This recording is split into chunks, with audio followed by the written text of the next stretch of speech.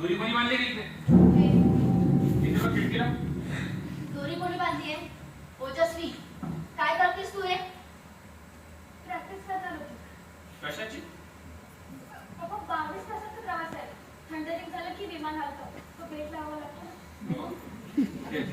गड्याला हा? काय ग? आता उघड्यावर आल्यानंतर तो ओलांडण्याची हिंमत होत नसेल तर काय करायचं असतं का मामा? तुझ्या पप्पांनाच विचार.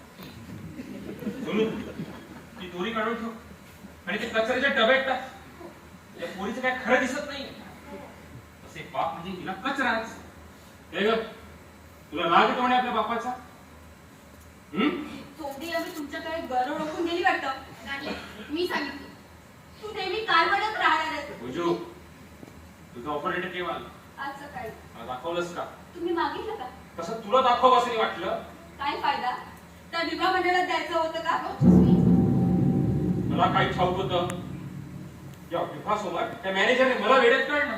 विमा मंडळाच्या युनियन बँकेच्या 40 lakh without mortgage education loan देणार आहे. आणि उरलेले हवे असते तर फ्लॅट मॉर्गेज ठेवलं लागेल. पप्पा, तुम्ही बँकेत गेला होता का? हो, तू तुझा युनिव्हर्सिटीचा ऑपरेटर मागत होता आणि म्हणतोय काय माहितीये का?